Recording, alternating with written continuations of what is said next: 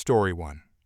I've been working as a dental hygienist for about 8 years now, and I thought I'd seen it all. Patients who refuse to floss, kids who bite, adults who cry harder than the kids, you name it. But nothing prepared me for what happened last Tuesday with one particular patient. Let me give you some background first. I work at a pretty upscale dental practice downtown. We've got state-of-the-art equipment, a comfortable waiting area, and we pride ourselves on running on time. Our lead dentist, Dr. Martinez, is actually the board director of the Regional Dental Association. He's been practicing for over 20 years and has built up quite a reputation in the community. The whole mess started when this woman, let's call her Karen, booked an appointment online for what she described as a routine cleaning. She specifically requested Dr. Martinez, claiming she'd heard great things about him from her yoga instructor. Red flag number 1. But we get referrals from all sorts of places, so I didn't think much of it. Karen's appointment was scheduled for 2 p.m. At 2:15, I started getting a bit concerned since she hadn't shown up yet. Our policy is pretty clear: if you're more than 15 minutes late without calling, we reserve the right to reschedule. But sometimes people get stuck in traffic, so I decided to wait a bit longer. At 2:20, Karen finally burst through the front door like she owned the place. She was wearing these flowing, colorful clothes and had crystals hanging from her neck. Again, not judging, we get all types of patients, but her energy was immediately intense. I walked over to greet her. Hi, you must be here for the 2 o'clock appointment. I'm the hygienist who'll be working with you today. Karen. Yes, finally. I need to see Dr. Martinez right now.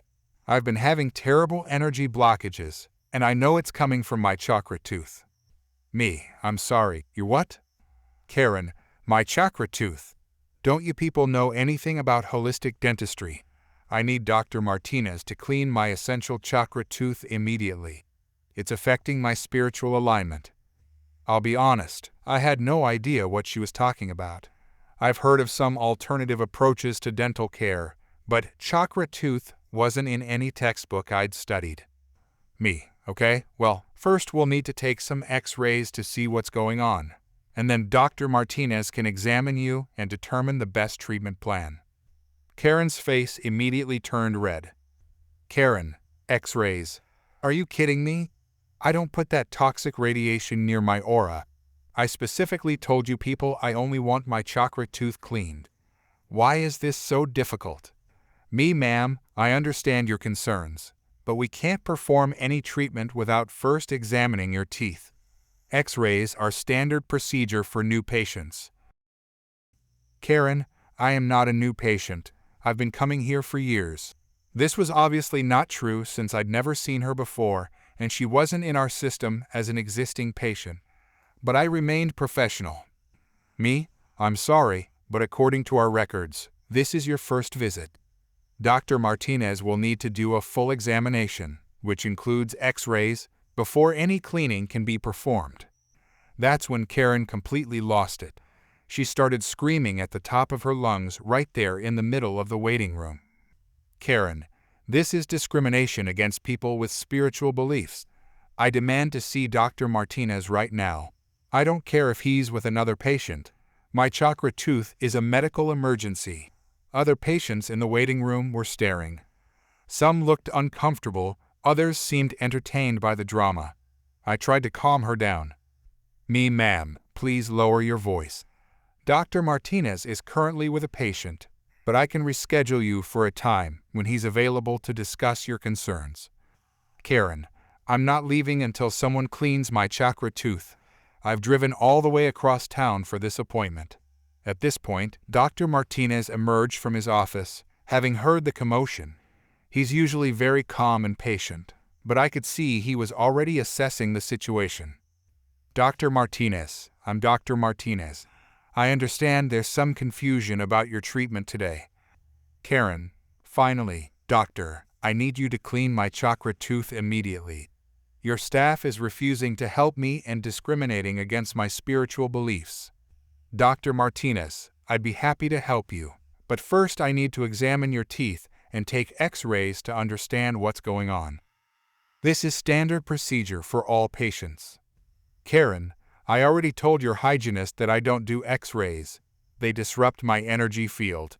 I just need my one specific tooth cleaned, the one that's blocking my chakras.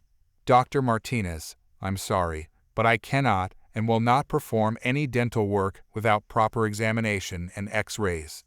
It would be unsafe and against professional standards. Karen, this is ridiculous. I'm reporting you to the dental board. You're refusing to treat me because of my spiritual beliefs. This is discrimination. Dr. Martinez just nodded calmly. Dr. Martinez, that's certainly your right. However, I cannot compromise patient safety or professional standards. I'm going to have to ask you to leave. Karen, you haven't heard the last of this. I'm going to make sure everyone knows how you treat patients here. She stormed out, still shouting about discrimination and chakra teeth. The waiting room fell silent for a moment before everyone kind of awkwardly went back to their magazines. I thought that was the end of it, but I was wrong. About a week later, Dr. Martinez called me into his office. Dr. Martinez, remember that patient from last Tuesday? The one with the chakra tooth? Me, how could I forget? Dr. Martinez, she actually followed through on her threat. She filed a formal complaint with the dental board, claiming I refused to treat her based on her spiritual beliefs. I was shocked. I knew she'd threatened to do it, but I didn't think she'd actually go through with it. Me, what happens now? Dr. Martinez, well, here's the thing. She apparently didn't bother to research who she was filing the complaint against. He pulled out a letter from the dental board. Dr. Martinez, I'm the board director. The complaint came across my desk this morning. I couldn't help but laugh. The irony was too perfect. Dr. Martinez, it gets better. After investigating her claims, the board found them to be frivolous and without merit. But in the process, they discovered she's been filing similar complaints against other dental practices around town for refusing to perform what she calls chakra tooth cleanings. Me, seriously? Dr. Martinez, apparently, she's been to 6 different dentists in the past month with the same demands. Each one refused to treat her without proper examination, and each one got a complaint filed against them. Dr. Martinez, the board has issued a formal warning to all practices in the area about this patient. Several clinics have already decided to refuse service to her due to her pattern of filing false complaints. Me, so she's essentially blacklisted herself. Dr. Martinez, pretty much. The board also noted that her complaints show a pattern of trying to force dentists to perform procedures without proper examination, which could put both patients and practitioners at risk. A few days later, I heard through the grapevine that Karen had tried to book appointments at 3 other dental offices in town, only to be turned away once they realized who she was. Word travels fast in the dental community, especially when someone becomes known for filing frivolous complaints. The whole situation was a perfect example of how entitlement can backfire spectacularly. Karen thought she could bully dental professionals into giving her whatever she wanted, regardless of safety protocols or professional standards. Instead, she ended up making it nearly impossible for herself to get dental care anywhere in the city. I still don't know what a chakra tooth is supposed to be, and honestly, I don't think I want to know.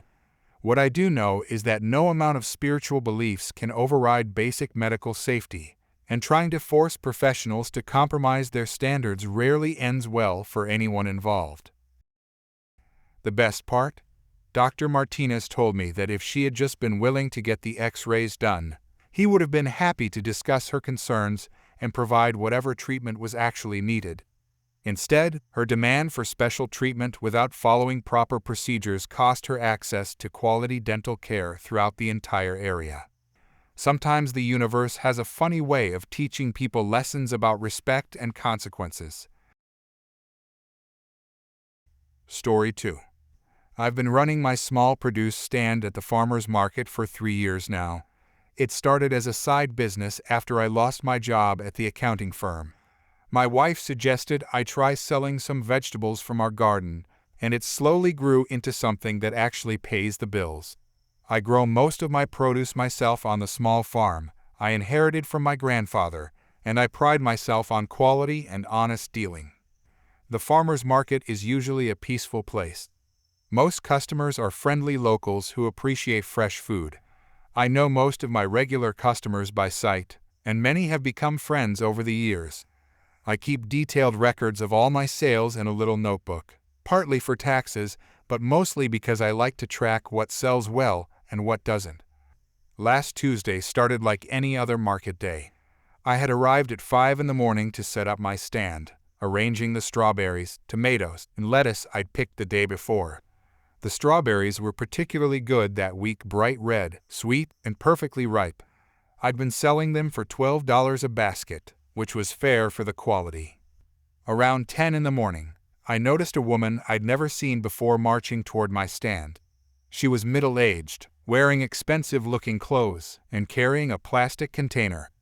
Her face was red with anger, and she was walking with the kind of purposeful stride that usually means trouble. "Karen, excuse me, are you the one who sold me these strawberries?" She slammed the container down on my table so hard that some of my other produce jumped. I looked at the container it held, maybe a dozen strawberries that looked like they'd been sitting around for more than a week. "I'm sorry, but I don't think I've sold to you before. I remember most of my customers, and I'm sure we haven't met." "Karen, don't lie to me. I bought these strawberries from you last week, and they made me emotionally bloated." I had to pause for a moment. Emotionally bloated? I'd never heard that term before, but she seemed deadly serious about it. "I'm really sorry to hear you had a bad experience with strawberries, but I keep records of all my sales. Would you mind if I check when you think you bought them?" I reached for my notebook, but she waved her hand dismissively. "Karen, I don't need to prove anything to you. These strawberries ruined my entire week. I couldn't sleep, I felt anxious, and I gained 3 pounds. I demand a full refund plus compensation for my emotional distress." The strawberries in her container were clearly old and starting to rot. Even if I had sold them to her, which I hadn't, strawberries don't last more than a few days. These looked like they'd been sitting in someone's refrigerator for at least 10 days. "Ma'am, I understand you're upset, but I really haven't sold strawberries to you before. Also, those strawberries look like they've been sitting around for quite a while. Mine are always fresh picked." "Karen, are you calling me a liar? I know exactly where I bought these, and it was right here at this pathetic little stand." Her voice was getting louder, and other customers were starting to stare. I noticed a man in a suit nearby who seemed to be paying particular attention to our conversation.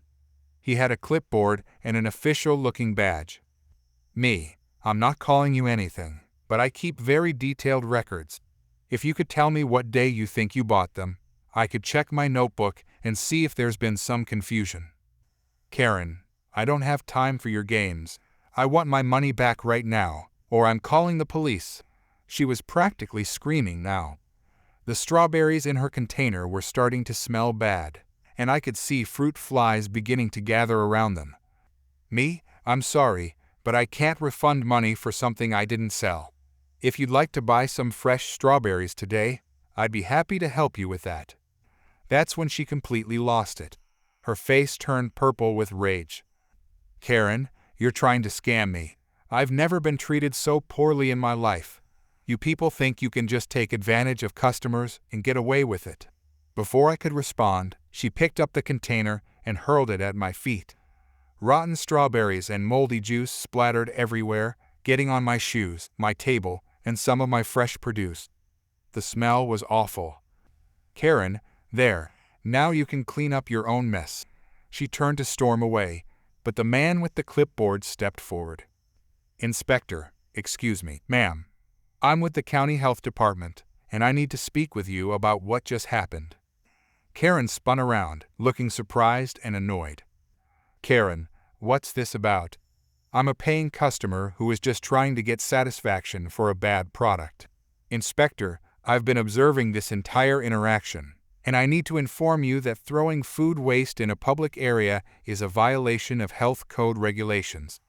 Additionally, creating a public disturbance at a licensed food vendor is against county ordinances. Karen's confident expression started to falter. Karen, but he sold me bad strawberries. I have rights as a consumer. Inspector, sir, do you have any record of selling strawberries to this woman? I showed him my notebook, pointing to all the sales I'd made that week. Every transaction was recorded with the time, item, and amount. Me, I've never seen her before today, and I keep track of everyone who buys from me. Those strawberries she threw are at least a week old, maybe more. The inspector nodded and made some notes on his clipboard. Inspector, ma'am, I'm going to need to see some identification. You're being cited for improper disposal of food waste and creating a public disturbance at a licensed food establishment. Karen, this is ridiculous. I'm being persecuted for trying to return a defective product. Inspector, the vendor has clear records showing he never sold to you. Meanwhile, you've contaminated a licensed food service area with rotting organic matter and disrupted business operations. He handed her 2 tickets. I couldn't see exactly how much they were for, but Karen's face went white when she looked at them. Karen, $250. This is insane. I'm fighting this in court. Inspector, that's your right, ma'am. But I'd recommend you also consider the cost of legal fees versus the fine amount. Karen looked around desperately, as if hoping someone would support her, but all the other customers were either staring at her or looking away in embarrassment. She finally stormed off, muttering angrily about lawyers and unfair treatment. The inspector helped me clean up the mess and advised me to call the health department if anyone else tried to contaminate my stand. He also mentioned that Karen would likely be banned from the farmer's market if she caused any more problems. After he left, several customers who had witnessed the whole thing came over to buy strawberries, saying they wanted to support my business. I sold out of strawberries that day for the first time in weeks. I never saw Karen again, but I heard through the market grapevine that she tried to dispute the tickets and ended up having to pay court costs on top of the original fines. Sometimes people create their own problems, and there's nothing you can do but watch it happen. Story 3. I never thought I'd be writing one of these stories, but here I am. I work part-time at Adventure Zone, one of those indoor play centers with trampolines, laser tag, and arcade games. It's usually pretty chill. Kids have fun, parents relax, and I get to referee the occasional game. I've been there for about 6 months now, mainly to help pay for college while I finish my degree in early childhood education. Last Saturday was supposed to be just another shift. I was working the arcade section, helping kids with stuck tickets and making sure the games were running smoothly. We had a birthday party booked for the afternoon, nothing unusual there. We get dozens of those every week. The party was for a 7-year-old boy whose mom had specifically requested our premium package. That meant decorations, a dedicated party host, and exclusive access to the laser tag arena for an hour. The kid seemed nice enough when they arrived, but I immediately got bad vibes from his mother. She walked in like she owned the place, barking orders at our party coordinator about table placement and demanding to know why the balloons weren't the exact shade of blue she had apparently specified. Our coordinator, who I'll call Sarah, handled it professionally, but I could see the stress in her eyes. The party started fine. About 12 kids showed up, and they were having a blast in the laser tag arena. I was stationed nearby, keeping an eye on things while restocking the prize counter. That's when I heard raised voices coming from the arcade area. One of the party guests, a kid who looked about 8, had just won a jackpot on the basketball shooting game. The machine was flashing lights and spitting out a stream of tickets, while the kid jumped up and down in excitement. His friends were cheering him on, and honestly, it was pretty wholesome to watch. That's when the birthday boy's mother stormed over. Karen, excuse me, what is this? The winning kid looked confused. Kid, I won the jackpot. Look at all these tickets. Karen, no. This is completely inappropriate. It's my son's birthday party, and you're stealing his thunder. I started walking over, sensing trouble. Sarah was already there, trying to defuse the situation. Sarah, ma'am, This is the general arcade area. All the kids are free to play these games during the party. Karen, that's not acceptable. My son is the birthday alpha today. He should be winning, not some random kid. I had to bite my tongue at birthday alpha. Who even talks like that? The kid who won was starting to look scared. His tickets were still coming out of the machine, but he'd stopped collecting them. Sarah, I understand you want your son to have a special day, but we can't control who wins at the arcade games. That's just part of the fun. Karen, then remove this child from the party immediately. He's disrupting the entire experience. At this point, the birthday boy himself had wandered over, along with several other kids. He looked embarrassed and kept tugging on his mother's shirt. Birthday boy, Mom, it's okay. I don't care about the basketball game. Karen, don't you dare speak to me like that. You should care. This is your day, and I won't let anyone ruin it. She turned back to Sarah with a look that could kill. Karen, I'm paying good money for this party, and I expect you to handle this situation immediately. Sarah, ma'am, I can't ask a child to leave because he won a game. That's not how this works.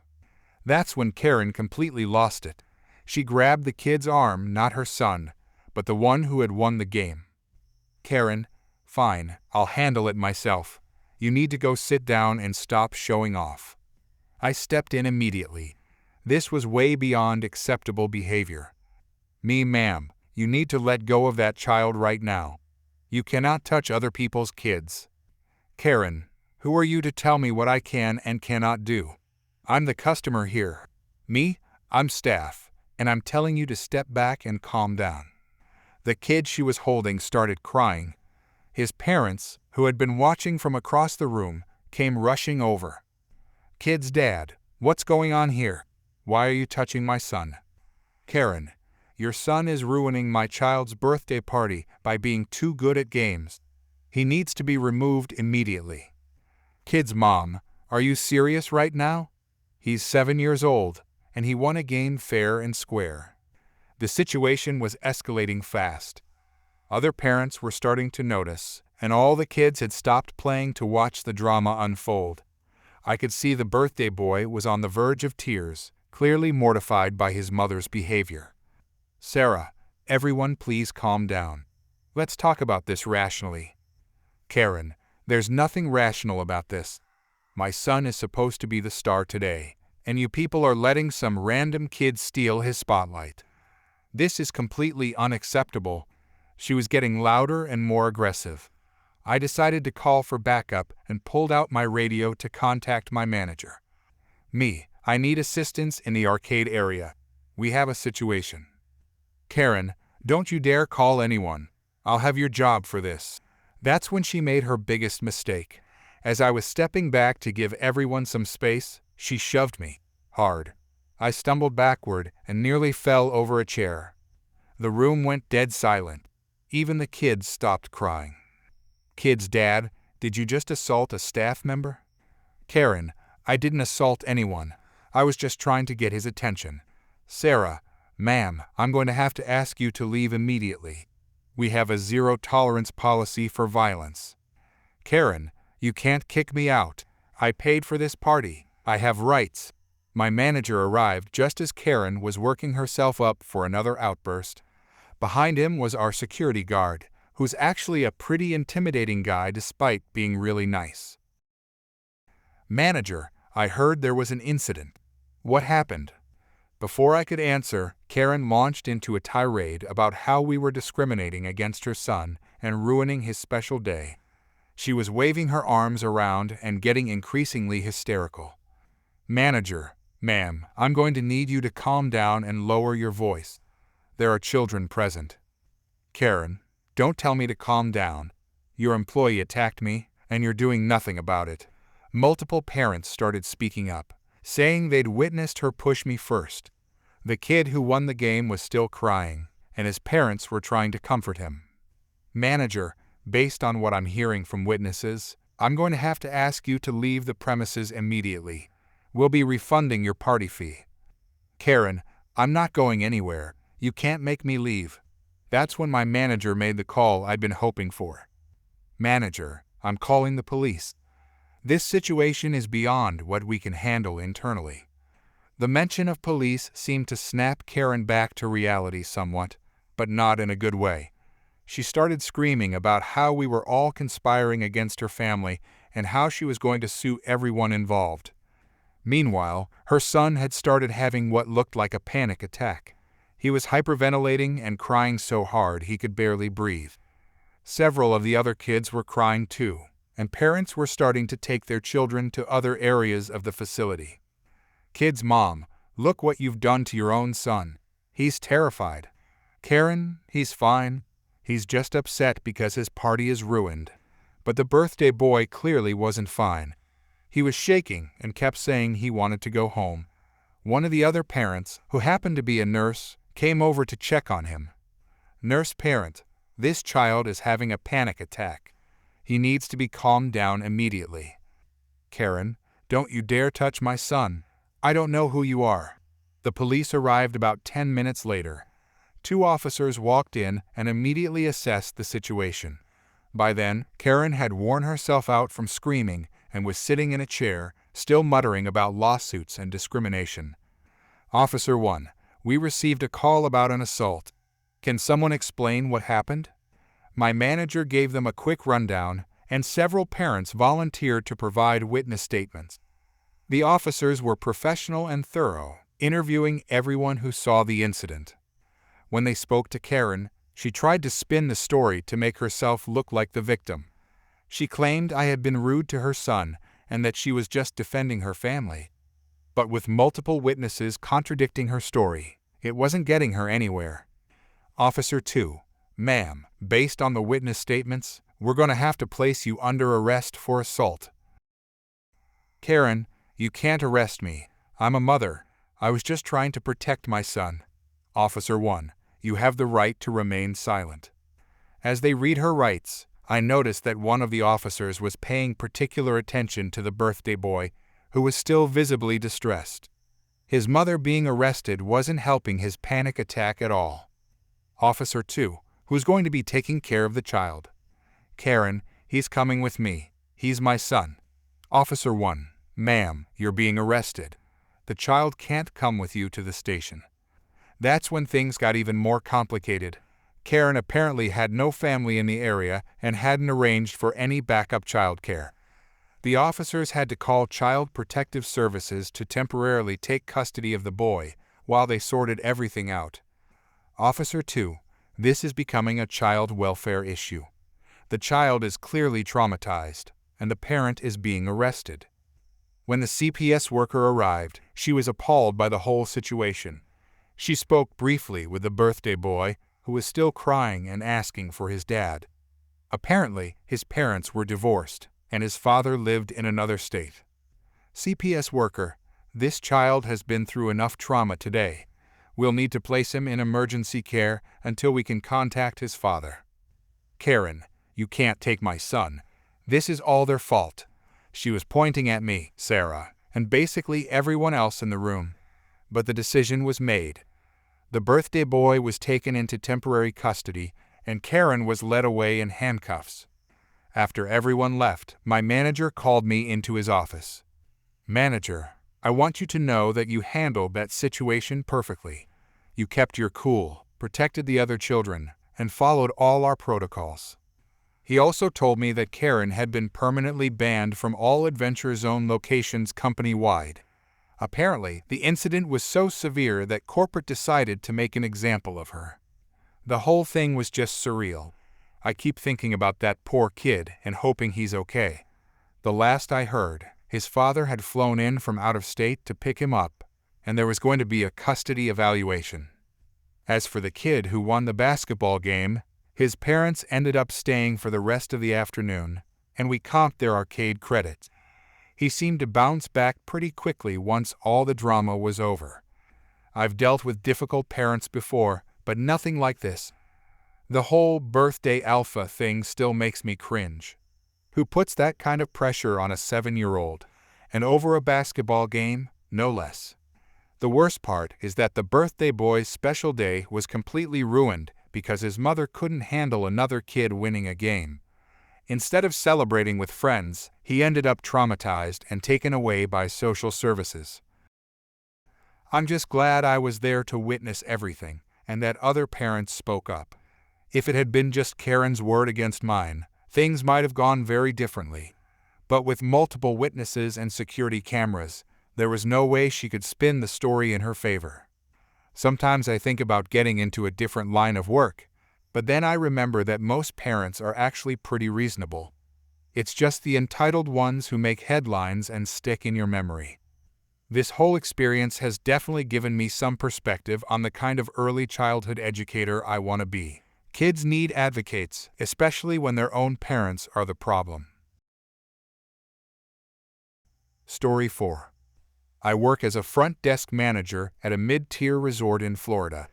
After 15 years in hospitality, I thought I'd seen every type of difficult guest imaginable. Boy, was I wrong. It started on a busy Tuesday morning in March. Spring break season was in full swing, and our resort was packed to capacity. I'd been dealing with the usual complaints: room service delays, noisy neighbors, Wi-Fi issues, when my assistant came rushing over with a worried expression. My assistant, there's a woman by the pool causing problems. She's yelling at guests and claiming she owns half the lounge chairs. I sighed and followed her outside.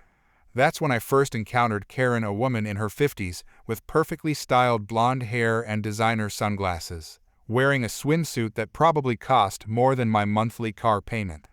She was standing next to the pool area with her hands on her hips, looking absolutely furious. Karen, excuse me, you need to move right now. These chairs are reserved for premium guests only. The family she was yelling at, a young couple with 2 small children, looked confused and embarrassed. The father was holding a toddler while his wife tried to calm their crying baby. Father, ma'am, we checked with the front desk. They said all the pool chairs are first come, first served. Karen, well, they're wrong. I paid extra for exclusivity, and I demand you move immediately. I stepped in quickly before things escalated further. Me, good morning, everyone. I'm the front desk manager. Is there a problem here? Karen immediately turned her attention to me, and I could see the entitlement radiating from her like heat from asphalt. Karen, yes, there's a huge problem. These people are sitting in my reserved chairs. I specifically paid for exclusive access to the premium pool area. I pulled out my tablet and checked her reservation details. She was staying in a standard room with no upgrades or special amenities. Me, I'm sorry, but I don't see any premium pool access or chair reservations on your account. All our pool chairs are available on a first-come, first-served basis for all guests. Karen, that's impossible. I spoke to someone on the phone who guaranteed me exclusive access. This is unacceptable. The young family was gathering their things, clearly uncomfortable with the situation. I felt terrible for them. They were just trying to enjoy their vacation. Me, let me help you folks find some other chairs. There are plenty available on the other side of the pool. As I helped the family relocate, I noticed Karen pulling something out of her beach bag. She was placing small white cards on several empty lounge chairs. When I got closer, I realized they were handwritten, reserved signs.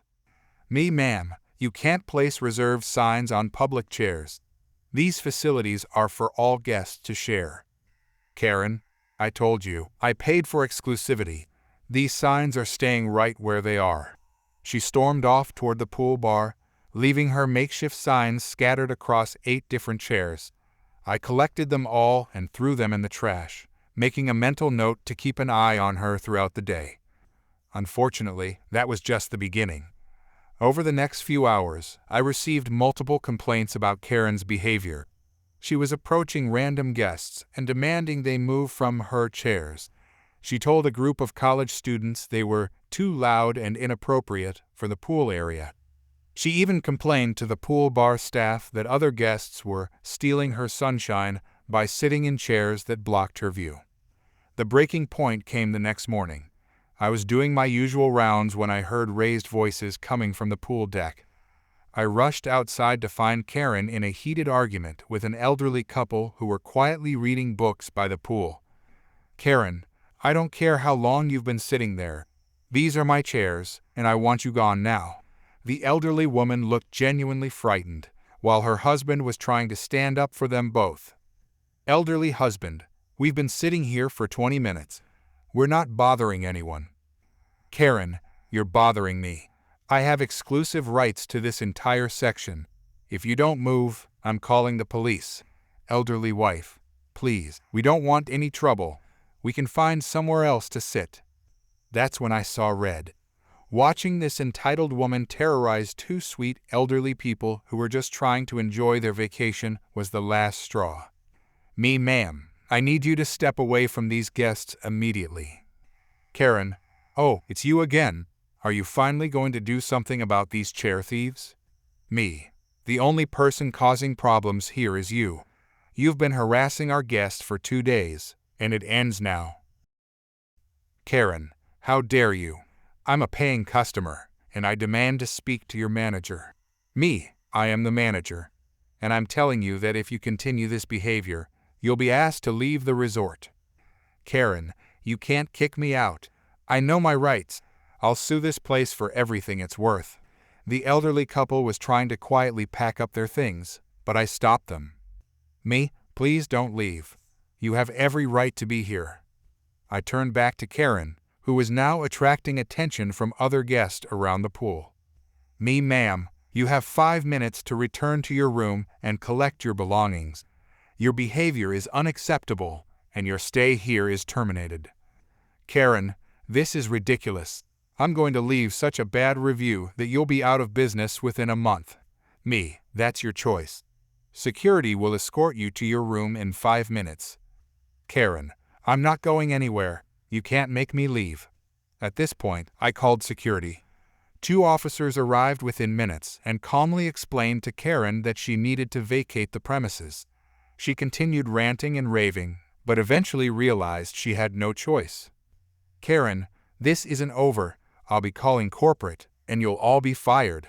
As security escorted her away, several guests around the pool actually started clapping. The elderly couple thanked me profusely, and other guests approached to share their own stories about Karen's behavior over the past 2 days. But the real satisfaction came later that afternoon. Our general manager decided to send an email to all current guests about the incident. It was professionally worded, but made it clear that harassment of other guests would not be tolerated. We also added a note about the fake, reserved signs and reminded everyone that all pool facilities were available to all guests on a first-come, first-served basis. Within an hour, we started receiving emails from guests thanking us for taking action. Apparently, Karen had bothered far more people than we realized. Some guests mentioned she had also been rude to housekeeping staff and had demanded free room service because she deserved special treatment. The cherry on top came 2 weeks later when we received a corporate complaint from Karen. She claimed we had discriminated against her and violated her exclusive access agreement. When corporate called me to investigate, I was able to provide security footage of her harassing multiple guests, witness statements from staff and guests, and proof that she had never purchased any premium services. Corporate not only dismissed her complaint, but also added her to our company-wide ban list. She'll never be able to book a room at any of our properties again. The elderly couple ended up extending their stay for 3 more days and sent us a lovely thank you card. They mentioned that our handling of the situation had restored their faith in customer service and that they'd be back next year. Sometimes standing up to entitled people is exactly what everyone needs. The pool area was peaceful for the rest of the week, and I haven't seen a single fake, reserved sign since.